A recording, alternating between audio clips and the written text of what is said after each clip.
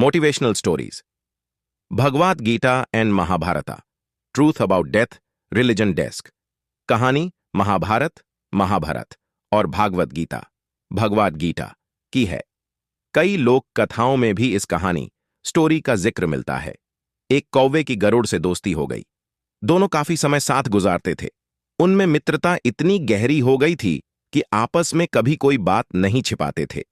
एक दिन दोनों एक नदी के किनारे पेड़ पर बैठे बात कर रहे थे, तभी एक यमदूत उधर से गुजरा। वो कौवे को देखकर मुस्कुराया। गरुड़ और कौवे ने उस यमदूत को अनदेखा किया और अपनी बातों में लग गए। लेकिन अगले दिन फिर वही हुआ।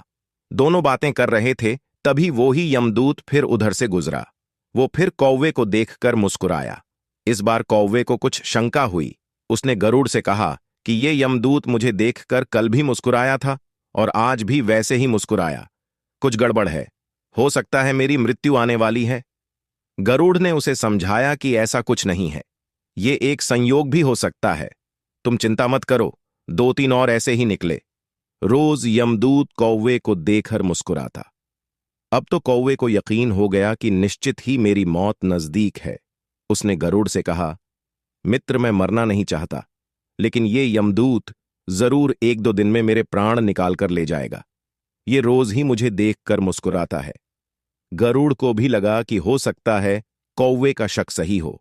उसने कौवे को धैर्य बंधाया। गरुड़ ने कौवे से कहा, तुम चिंता मत करो मित्र, मैं तुम्हें यहां से इतनी दूर ले जाऊंगा कि ये यमदूत तुम्हें दिखाई ही ना दे। गरुड़ ने कौवे को अपनी पीठ पर बैठाया और उस जंगल से हजारों किलोमीटर दूर कैलाश पर्वत पर ले गया। दोनों को अब ये डर नहीं रहा कि यहां कोई उन्हें परेशान कर सकता है। लेकिन वे जैसे ही कैलाश पर्वत पर पहुंचकर एक गुफा तक पहुंचे, वहां वो यमदूत पहले से ही मौजूद था।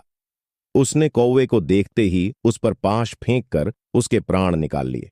गरुड़ देखता रह गया। उसने यमदूत से पूछा, तुमने इसे मारा क्यों? यमदूत ने कहा कि इसकी मौत इसी समय लिखी थी, इसलिए इसके प्राण निकाल लिए।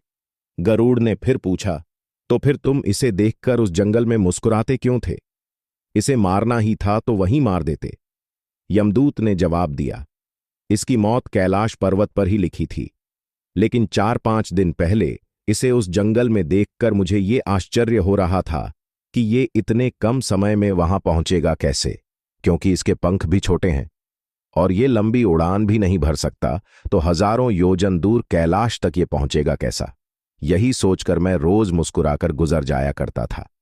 लेकिन भाग्य देखो, तुम इसके परम मित्र ही इसे यहां तक इतने कम समय में ले आए।